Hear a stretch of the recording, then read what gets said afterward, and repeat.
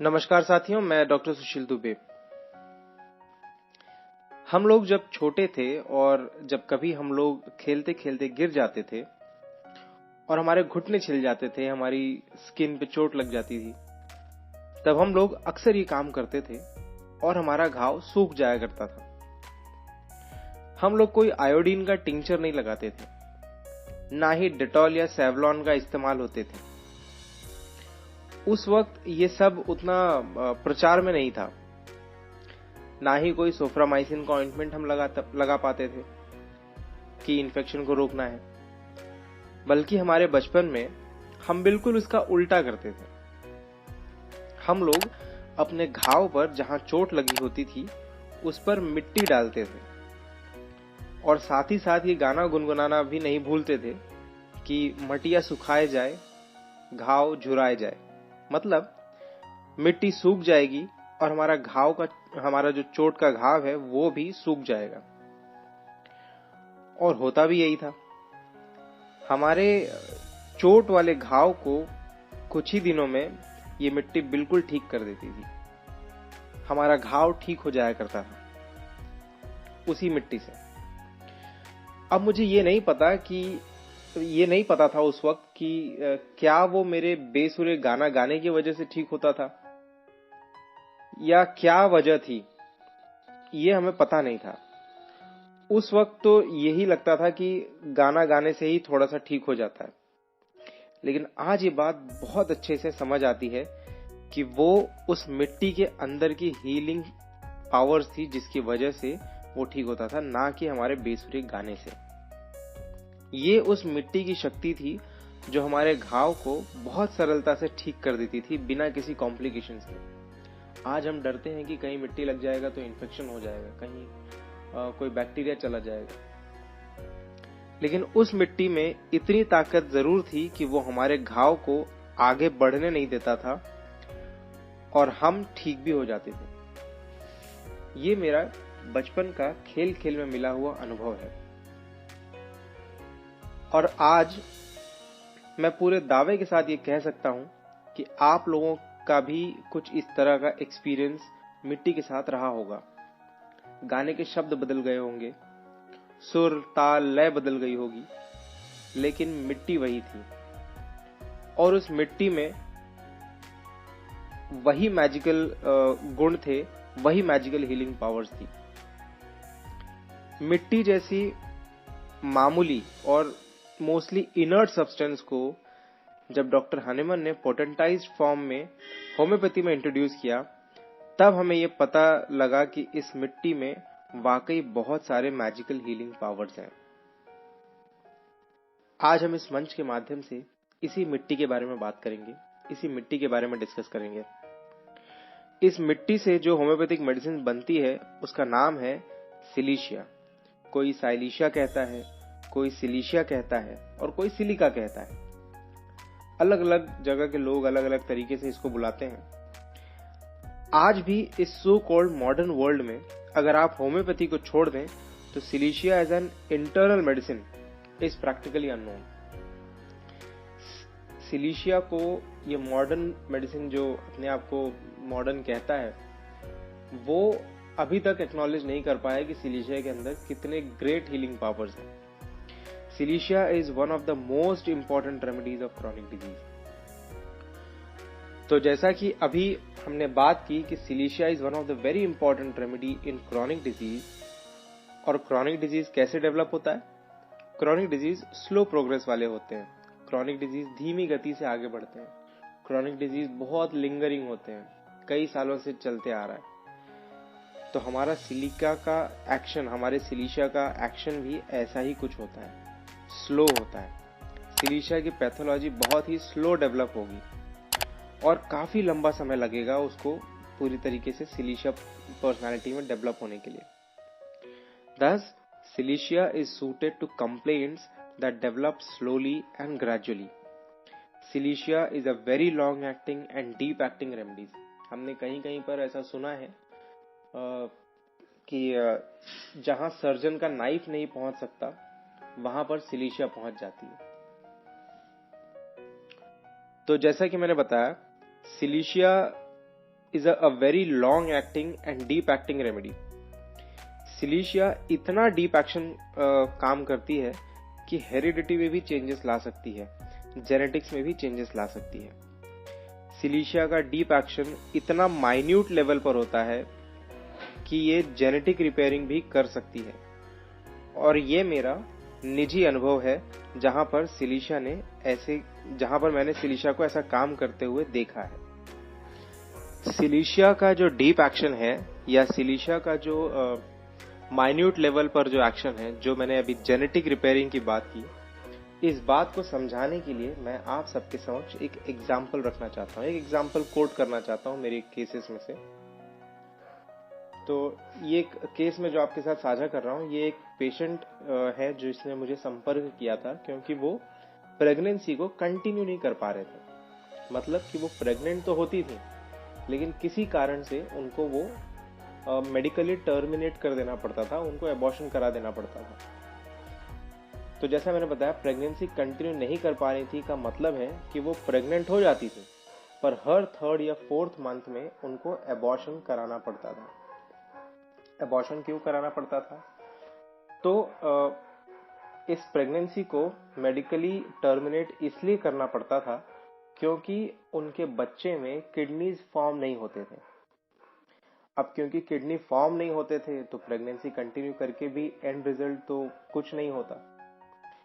अब जब ऐसा 3 बार कंटिन्यू हो गया, 3 प्रेगनेंसी हुई और तीनों प्रेगनेंसी में उनको एबॉर्ट करा देना पड़ा, प्रेगनेंसी को टर्मिनेट कर देना पड़ा क्योंकि तीनों में किडनीज नहीं बन पा रही थी इस कारण से।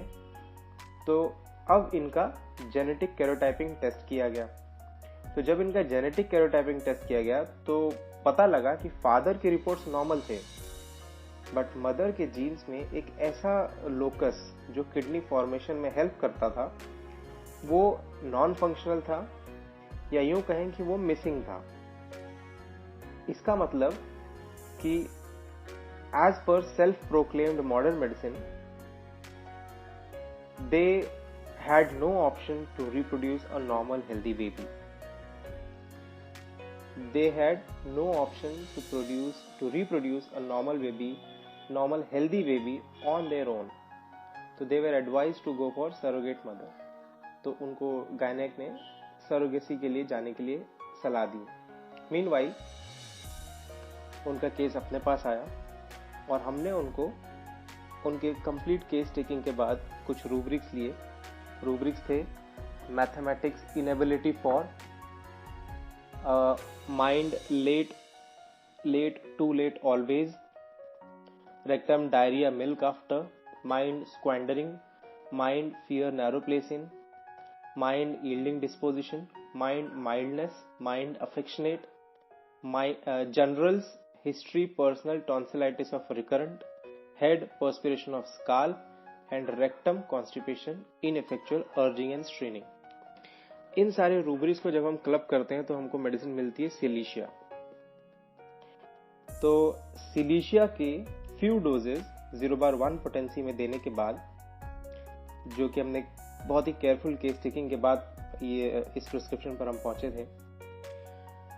सिलीशिया 0/1 देने के बाद 1 साल के अंदर she delivered a normal healthy baby with normal functioning kidneys.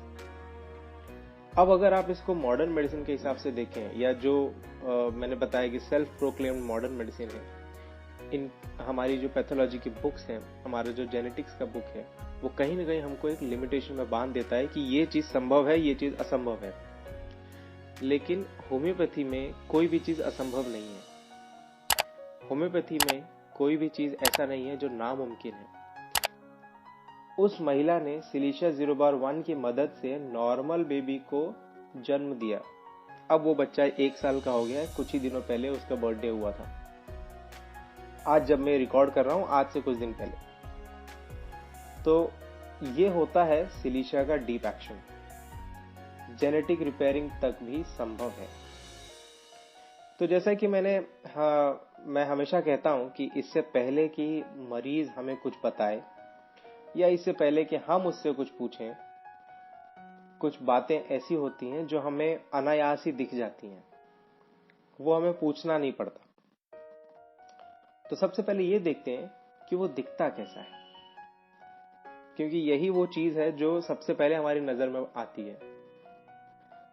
सिलिशिया वाले लोग अक्सर आपको दुबले पतले लोग दिखाई देंगे। कैलकेरिया की तरह इनका भी पेट थोड़ा सा निकला हुआ रहता है। इनका माथा भी शरीर की अपेक्षा बिल्कुल कैलकेरिया की तरह इनका माथा भी शरीर की अपेक्षा बड़ा होता है।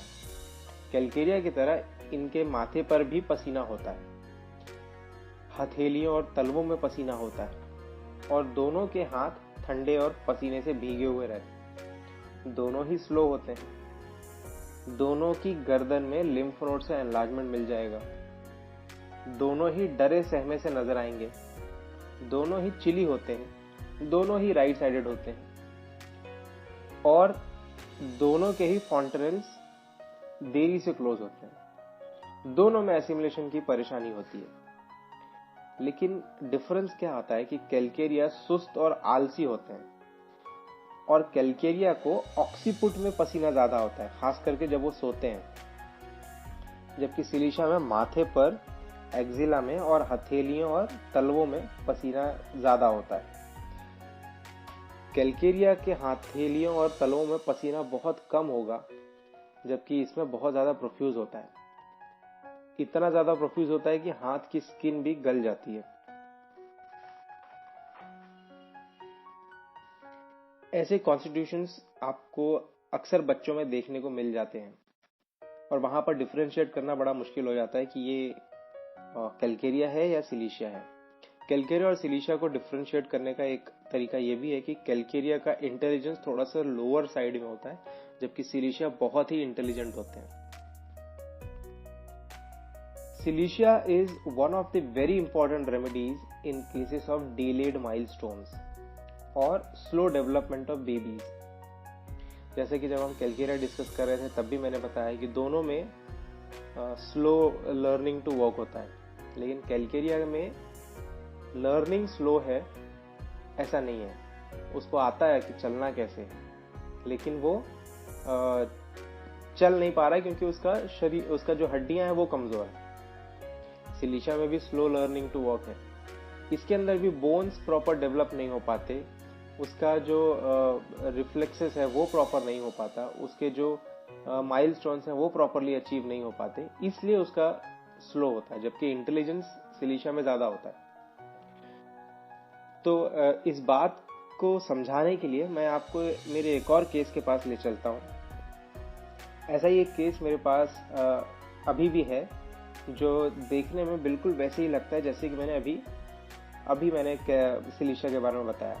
दुबला पतला बच्चा, उसका माथा शरीर की अपेक्षा बड़ा है, हाथ पैर पतले पतले से हैं, उसको माथे से पसीना आ रहा था, हथेलियों से पसीना आ रहा था, पर एक तरह से पैर के तलवों से पसीना आ रहा था।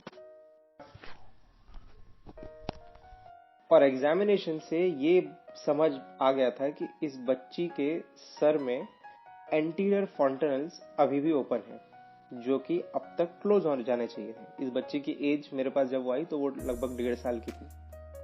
1.5 साल तक में कम से कम उसको काफी क्लोज हो जाना चाहिए, जो कि अब तक ओपन थे। यानी हमको ऐसा लग रहा था कि हम कोई 1-2 महीने का बच्चा देख रहे हैं। ना तो उसके अंदर कोई करवट लेने की क्षमता थी, ना वो बैठ पाती थी, ना वो चल पाती थी, ना वो नेक होल्ड कर पाती थी। तो ओवरऑल एग्जामिनेशन से ये बात साफ पता चल रही थी कि बेबी को जनरलाइज्ड डेवलपमेंट डिलेड है, उसके माइलस्टोन्स डिलेड हैं। जैसे कि मैंने बताया वो 1.5 साल की थी, पर अभी तक नेक होल्डिंग नहीं था, करवट नहीं बदल पाती थी, सकिंग नहीं कर पाती थी। इस केस को मैंने सिलिशिया दिया था, सिलिशिया 0/1, फिर सिलिशिया 0/2, और इसके लिए रूब्रिक्स लिए थे मैंने। Generalities, development complaints of generalities, development slow bones, head fontanelles open, mouth, trembling of tongue, tip of tongue और कॉन्स्टिपेशन चिल्ड्रन इन। तो ये 5 रूब्रिक्स मैंने लिए और मैंने सिलिशिया 0/1 दिया। Baby is still under my treatment, मुझे लगता है लगभग 6 महीने के आसपास हुए होंगे उनको इलाज करते हुए, और development is excellent. She started rolling, neck holding came in the very first follow up. Now she sits without support and has become very active. पहले वो आवाज को भी नहीं पहचानती थी, अपने घर के जो लोग थे उनको भी पहचानती नहीं थी इन द सेंस उसको रिकॉग्नाइज नहीं कर पाती थी. ये सारे माइलस्टोन्स होते हैं जो कि उसके अंदर डिलेड थे. तो अब वो पहचानने लगी है, आवाज को रिस्पॉन्ड देती है. तो ये सारा कुछ बहुत ही जल्दी होने लगा, जो उसका डेवलपमेंट रुका हुआ था. तो ये सिलीशिया का एक PQRS है. अगर डेवलपमेंट स्लो है, माइलस्टोन्स डिलेड है, फॉन्टेनल्स ओपन है, silicea should be thought. Constipation in children is also one of the PQRS of silicea. हम लोग सिलीशिया का नाम सुनते ही सिर्फ एक पैथोलॉजी को बहुत दिल से याद करते हैं, वो है एब्सेस कैविटी. हमें कहीं भी एब्सेस दिखाई देता है तो सबसे पहले सिलीशिया याद आती है. लेकिन सिलीशिया के एब्सेस और बाकियों के एब्सेस में अंतर होता है, और जब तक हम उस अंतर को नहीं पहचान पाएंगे तब तक सिलीशिया को हम प्रिस्क्राइब नहीं कर पाएंगे. जब तक सिलीशिया के कैरेक्टर्स और उस एब्सेस के कैरेक्टर्स एक जैसे नहीं होंगे, यानी दोनों में मेल नहीं होगा, तब तक सिलीशिया अगर आप किसी भी एब्सेस में से रैंडमली प्रिस्क्राइब करेंगे तो वहां तो सिलीशिया काम करेगी जहां पर वो बाय हुक और क्रुक मैच कर गई, लेकिन वहां पर बिल्कुल काम नहीं करेगी जहां पर सिलीशिया के सिम्टम्स मैच नहीं कर रहे. तो जैसा मैंने बताया कि हमको भले एब्सेस याद आ जाता है, एब्सेस सिलीशिया का नाम सुनते ही या एब्सेस देखते ही सिलीशिया का नाम याद आ जाता हो, लेकिन सिलीशिया के एब्सेस की कहानी अलग होती है. सिलीशिया का जो एब्सेस होगा वो स्लो ग्रेजुअली डेवलप होगा, क्रॉनिक एब्सेस होगा. जबकि जब किसी फोड़े में इन्फ्लेमेशन बीत जाने के बाद भी सूजन बना रहता है, वो जगह कड़ा हो जाता है जिसमें पस पैदा नहीं होता, ना पकता है ना घाव बैठता है. ऐसे केसेस में सिलीशिया लोअर पोटेंसीज में सपोरेशन को प्रमोट करेगी और and it will hasten the suppurative process and heal the wound. वो उसको फोड़कर सारे एब्सेस को बाहर निकाल देगी और वो पूरे एरिया को जल्दी हीलिंग में मदद कर देगा. तो ऐसे केसेस जहां पर इन्फ्लेमेशन बीत गया है लेकिन जो फोड़ा है ना वो बैठ रहा है, ना वो खत्म हो रहा है, ना वो प्रमोट हो रहा है सपोरेशन की तरफ, एब्सेस बन ही नहीं पा रहा है, तो ऐसे केसेस में सिलीशिया को अगर हम लोअर पोटेंसीज में देते हैं, लोअर पोटेंसी यानी जैसे 3x हो गया या 3c हो गया, 1x हो गया, ऐसे अगर पोटेंसी में हम देते हैं तो वो सपोरेटिव प्रोसेस को प्रमोट करेगा, उसको सपोरेशन को हेस्टन करेगा, पस बनने में मदद करेगा और उसको हील करके खत्म कर देगा. सिलीशिया के एब्सेस की एक और कहानी है. ऐसे केसेस जहां बार बार एब्सेस हो जाते हैं, ऐसे एब्सेस कैविटीज जहां फोड़े की पीप जल्दी सूखती नहीं, पस पतले रस की तरह, या जैसे मीट मटन जो लोग खाते होंगे वो जानते हैं कि मीट को धोने के बाद या मटन को धोने के बाद जो खून मिला हुआ थोड़ा वाइटिश टाइप का, थोड़ा येलो खून मिला हुआ थोड़ा पतला जैसा जो पानी होता है, वैसा कुछ पस बनता है और जल्दी घाव पकता नहीं है, वहां कड़ापन होता है, बहुत दिनों तक कड़ापन बना रहता है. तो ऐसे केसेस में सिलीशिया से फायदा होता है. एब्सेस जैसे केसेस में और भी कुछ मेडिसिन हैं जो थेराप्यूटिकली इंडिकेटेड होती हैं और हमको याद आती हैं उन सब मेडिसिन की भी, लेकिन सिलीशिया के बाद. तो सिलीशिया का सबसे जो नजदीकी कॉम्पिटिटर होता है वो होता है हिपार सल्फ. तो हिपार और सिलीशिया दोनों ही एब्सेस कैविटी को हील करने में हेल्प करते हैं, लेकिन तब भी दोनों में भेद होता है, दोनों में डिफरेंस होता है. सिलीशिया और हिपार दोनों ही चिली होते हैं, लेकिन फर्क यह है कि हिपार सल्फ में बहुत सीवियर इन्फ्लेमेशन होता है, बहुत तेज पेन होता है. हिपार सल्फ का पेशेंट का पेन बहुत ज्यादा सेंसिटिव होता है, इतना कि हिपार सल्फ का पेशेंट अपने कपड़े के टच को भी बर्दाश्त नहीं कर पाएगा. आप उसको छूने आएंगे और वो छूने नहीं देगा अपने अपने उस रीजन को जहां पर एब्सेस हुआ है। जबकि सिलिशिया में पेन इतना हाई इंटेंसिटी वाला नहीं होगा, लगभग ऐसा होगा कि पेन नहीं के बराबर है। दूसरे, हेपार सल्फ का पस गाढ़ा होता है, मक्खन की तरह थिक होता है, जबकि सिलिशिया का पस पतला खून मिला पानी के जैसे होगा, जैसे मीट या मटन धोने के बाद जो पानी बच जाता है, कुछ उस तरह का होगा। एक और रेमेडी हमको ध्यान आती है जब एब्सेस की बात आती है, और मैं तो इसको कई बार यूज कर चुका हूं, कैलकेरिया सल्फ। तो कैलकेरिया सल्फ और सिलिशिया में भी काफी डिफरेंस है। तो मैंने जैसे कि बताया, मैंने इसको कई बार यूज किया हुआ है। तो ऐसा कह सकते हैं कि ये तीनों चारों मेडिसिन जो मैं अभी बता रहा हूँ, ये मेरे फेवरेट रेमेडीज में आते हैं अगर मुझे कहीं एब्सेस दिख जाए तो। ऑफ कोर्स हमको डिफरेंशिएट करना होता है वहां पर। फेवरेट रेमेडी का मतलब ये नहीं कि रैंडमली उठा कर दे दिया, वहां पर भी क्वेश्चन करना होता है, वहां पर भी डिफरेंशिएट करना होता है। तो कैलकेरिया सल्फ के एब्सेस में एक खास बात होती है। कैलकेरिया सल्फ के एब्सेस में फिस्चुलस ओपनिंग होती है। फिस्चुलस ओपनिंग का मतलब क्या होता है? कैलकेरिया सल्फ के एब्सेस कैविटी का मुंह खुला हुआ होता है, एक रास्ता होता है अंदर से बाहर आने के लिए। तो कैलकेरिया सल्फ की एब्सेस कैविटी का मुंह खुला होता है, जिसमें से डिस्चार्ज हल्का हल्का होता रहता है, जबकि हेपार और सिलिशिया दोनों का मुंह बंद होता है। सिलिशिया, कैलकेरिया सल्फ और हेपार सल्फ, इन तीनों में ये एक डिफरेंस है। और कैलकेरिया सल्फ का पस बिल्कुल हेपार सल्फ की पस की तरह गाढ़ा होता है, लेकिन उसके अंदर थोड़ा सा ब्लड मिक्स्ड होता है, जबकि हेपार सल्फ में वैसा नहीं होता। तो अगर मोटा मोटा मैं आपको बताऊं, in lower potencies, silicea in lower potencies promotes suppuration, and in higher potencies above 30C it promotes pus resorption। यानी अगर आपको एब्सेस कैविटी को हेस्टन करना है सपुरेशन, तो लोअर पोटेंसीज में जाइए, और अगर आप हायर पोटेंसी में जाएंगे तो वो एब्सेस कैविटी को प्रमोट नहीं करेगा, बल्कि उसको खत्म कर देगा, अंदर ही अंदर वो एब्जॉर्ब कर लेगा पस को। मुझे एक ऐसा ही केस याद है। एक फीमेल पेशेंट थी जिसके एंकल्स में कभी ग्लास पार्टिकल से चोट लग गई थी, वहां लैसरेशन हुआ था, बाद में वहां सूचर्स करने पड़े थे। कुछ महीनों के बाद उस लेडी का घाव भर चुका था उसी जगह पर, लेकिन उसको पेन शुरू हो गया था जहां चोट लगी थी। थोड़ा थोड़ा पेन महसूस होने लगा शुरुआत में, धीरे धीरे वो पेन बढ़ते गया। उसने काफी ट्रीटमेंट करवाया, काफी इन्वेस्टिगेशंस करवाए, लेकिन कहीं कुछ नजर नहीं आ रहा था।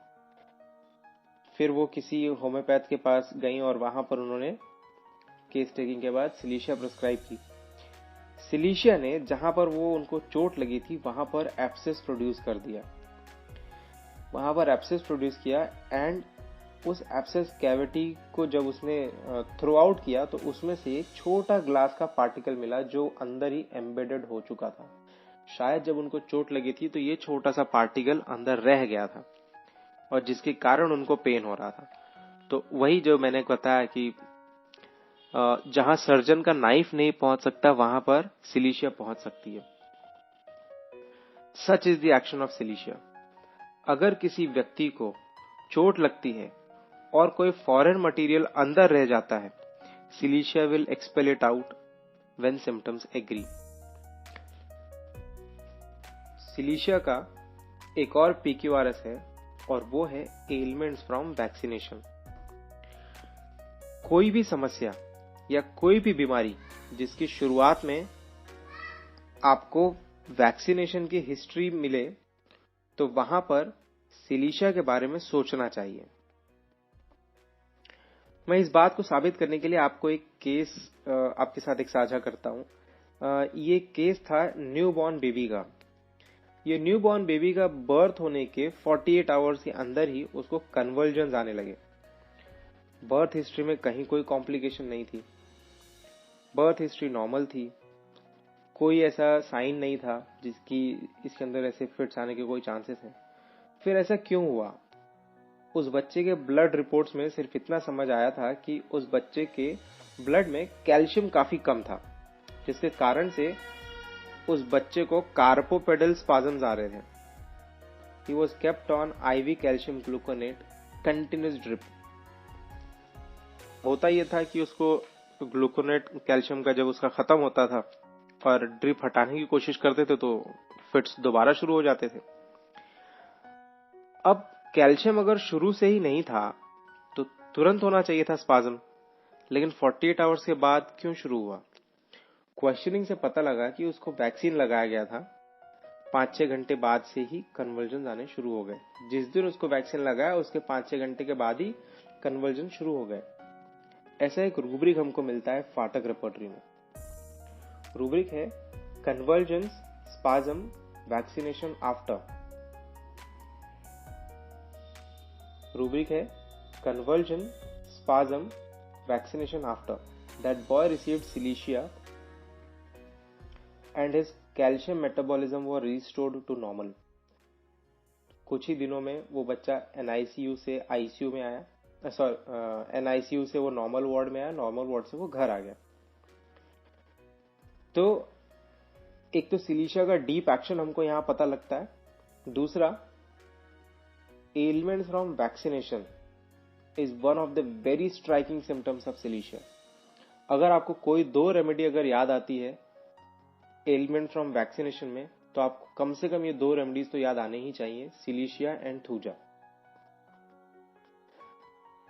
तो हम सिलीशिया के बारे में बात कर रहे थे, तो इनका पर्स्पिरेशन बहुत प्रोफ्यूज होता है और जब किसी कारण से ये पर्स्पिरेशन सप्रेस हो जाता है तब सिलीशिया की पैथोलॉजी डेवलप होना शुरू हो जाती है। पर्स्पिरेशन सप्रेस होने के बाद यूजुअली इनको एलर्जिक राइनाइटिस या क्रॉनिक कोराइजा जैसे सिम्टम शुरू होते हैं और इनके डिस्चार्जेस भी थिक येलोइश डिस्चार्जेस होंगे। और जैसा कि हमने बात की कि सिलीशिया का पर्स्पिरेशन इतना प्रोफ्यूज होता है, इतना ऑफेंसिव होता है, खास करके हथेलियों पर, खास करके पैर के तलवों में, सर के माथे पर, गर्दन में, और इतना प्रोफ्यूज होगा, ऑफेंसिव होगा। और जब कभी ये पर्स्पिरेशन सप्रेस हो जाता है तब सिलीशिया का पैथोलॉजी शुरुआत होता है वहां से। जैसे कि जब मैं कैलकेरिया बता रहा था उस वक्त भी हमने डिस्कस किया था कि सिलीशिया का पर्स्पिरेशन इतना प्रोफ्यूज होगा कि उसकी स्किन लगभग गल जाती है, उसमें सेलुलाइटिस होना शुरू हो जाता है। सिलीशिया और कैलकेरिया में काफी सिमिलैरिटीज है। तो सिलीशिया कैलकेरिया की तरह ग्लैंड्स पर भी अपना असर दिखाता है। Silicea is indicated in chronic forms of lymphadenopathy. Now let me quote an example for better comprehension. मेरे पास एक बच्ची आई थी, लगभग 10-12 साल की रही होगी। She complained of fever and pain in neck region. उनके पास नेक की अल्ट्रासाउंड रिपोर्ट भी थी, जिससे कि ये बात साफ पता चल रही थी कि देयर वेर नेक ग्लैंड्स, नेक में जो लिम्फ ग्लैंड्स थे वो एनलार्ज थे और उनमें सपुरेशन हो रहा था। और इंक्वायरी पता लगा कि फीवर सुबह 4 बजे ही आता है।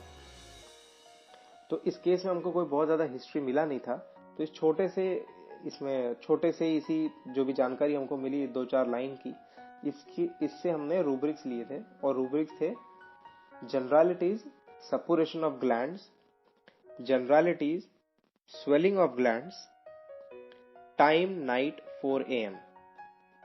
She was given Silicea 0/1 and it relieved her. It relieved her instantly. उसका पेन तो तुरंत ही चला गया, फीवर नेक्स्ट डे से दोबारा आया ही नहीं और ग्लैंड्स की स्वेलिंग भी स्लोली एंड स्टेडली कम होती गई नेक्स्ट 15 डेज में। तो ऐसे केसेस जहां पर ग्लैंड्स एनलार्ज हो, ग्लैंड्स में सपुरेशन हो रहा हो, स्पेशली अगर राइट साइड का हो, तो आपको सिलीशिया के बारे में सोचना चाहिए। मेरा एक क्लिनिकल एक्सपीरियंस ये भी है कि सिलीशिया कान बहने की एक बहुत अच्छी दवा है। अगर कान से पतले खून मिला हुआ मटन धोने के पानी जैसा कोई डिस्चार्ज या येलो कलर का कोई पस निकल रहा हो, तो सिलिशिया देने से काफी आराम मिलता है। लेकिन सिलिशिया के बाकी के सिम्टम्स भी अगर मैच करें तो सिलिशिया तुरंत रिलीफ देता है। यहां तक कि टिम्पैनिक मेम्ब्रेन का अगर परफोरेशन हो गया हो, यानी अगर कान के पर्दे में छेद हो गया हो, तो सिलिशिया ऑलमोस्ट स्पेसिफिक की तरह काम करती है। Now let me give you an example. मेरे एक पेशेंट थे जो ईद मनाने मुंबई के हाजी अली दरगाह पर गए थे। तो ये जो दरगाह है वो समुद्र से घिरा हुआ है, पानी के बीच में है। तो जो लोग भी वहां जाते हैं पानी के अंदर मस्ती वगैरह भी करते हैं। तो ये जो जैसे मैंने बताया दरगाह जो है वो समुद्र से घिरा हुआ है, तो वहां पर उन्होंने समुद्र के पानी में खूब नहाया। वहां लहरें भी आती हैं। मेरे ख्याल से लहरों के साथ कुछ पानी इनके कान में चला गया। इसके बाद उनके कान में पेन होना शुरू हो गया। शुरुआत में तो उन्होंने नजरअंदाज किया, लेकिन उनको पेन होना शुरू हो गया। पेन बढ़ता गया, फिर उसमें से पानी जैसा निकलने लगा। कान से हल्का खून निकला पहले, और फिर कुछ येलोइश टाइप का कुछ डिस्चार्ज निकलने लगा जो पतला ही था। उन्होंने मुझे जब दिखाया तो मैंने एग्जामिन करके देखा तो उनके कान के पर्दे में छेद था, यानी टिम्पैनिक मेम्ब्रेन परफोरेटेड हुआ था, और वो देखकर ही लग रहा था कि ये फ्रेश परफोरेशन है ये। तो मैंने उनसे पूछा कि क्या पहले भी कभी ऐसा हुआ था कान में, किसी ने आपको बताया कि ऐसा कुछ हुआ है आपको? उन्होंने बोला नहीं, ऐसा तो कुछ नहीं था, मुझे पहली बार ही कान का ऐसा कोई प्रॉब्लम हुआ है। तो अब हम श्योर थे कि ये जो परफोरेशन हुआ है ये अभी उस पानी के जाने के बाद से ही वहां पर ये प्रॉब्लम शुरू हो गई है। तो छोटी सी हिस्ट्री पर हमने कुछ रूब्रिक्स लिए। रूब्रिक्स थे ear perforation tympanum, ear discharges yellow, ear pain and ear noises in reverberating. Silicea 30 every 30 minutes we prescribed and it instantly relieved his pain in few doses itself. तीसरे या चौथे dose में ही उनका pen काफी reduce हो गया था, और लास्ट 4-5 डेज के अंदर उनका पस निकलना, डिस्चार्जेस वगैरह सभी बंद हो गए। So silicea must be thought in cases of tympanic membrane perforation and otitis media. ये ऑलमोस्ट स्पेसिफिक की तरह काम करता है। जहां पर अगर किसी को टिम्पैनिक मेम्ब्रेन परफोरेशन है, अगर आप उसको सिलिशिया देते हैं तो हीलिंग के चांसेस बढ़ जाते हैं। अब अगर हमने जितना भी अभी तक बात किया, अगर इन सब को मैं समराइज करूं तो हम देखेंगे कि ये कुछ की नोट्स हैं जिस पर सिलिशिया को जब हम देखते हैं तो ये सारे कुछ की नोट्स हमको दिखाई देंगे। Think of silicea when these key notes are there. पहला क्या है? They are tremendously chilly, right sided होते हैं। इनके complaints generally right sided develop होते हैं। ऐसे बच्चे जो दुबले पतले हों, जिनका पेट थोड़ा सा बड़ा हो, जिनका माथा शरीर की अपेक्षा बड़ा हो, जिनको प्रोफ्यूज पर्सपिरेशन होता है, खास करके माथे पर, हथेलियों में और तलवों में पसीना इतना ज्यादा होता है कि स्किन भी गल जाती है। ऐसे बच्चे जो बहुत इंटेलिजेंट हैं, ऐसे बच्चे जो बहुत जिद्दी हैं, ऐसे बच्चे जिनके अंदर लैक ऑफ सेल्फ कॉन्फिडेंस है, ऐसे बच्चे जिनका डेवलपमेंट स्लो हो रहा है, ऐसे डिजीजेस जो स्लो प्रोग्रेसिंग हो, जो क्रॉनिक डिजीजेस हो, ऐसे केसेस जहां क्रॉनिक सपोरेटिव प्रोसेस दिखाई दे, ऐसे केसेस जहां पर घाव ना जो फोड़ा है ना वो पक रहा है ना वो बैठ रहा है, जहां इन्फ्लेमेशन के बाद इंड्यूरेशन आ गया है और सपोरेशन की स्टेज को वो पार नहीं कर पा रहा है। तो ऐसे केसेस जहां वैक्सीनेशन के बाद कंप्लेंट स्टार्ट हो जाएं, ऐसे केसेस जहां स्वेट के सप्रेस होने के बाद कंप्लेंट्स बिगिन हो, ऐसे केसेस जहां एब्सेस कैविटी ना तो बढ़ रही हो और ना ही खत्म हो रही हो, ऐसे केसेस जहां रिकरेंट एब्सेस फॉर्म हो रहे हो, ऐसे केसेस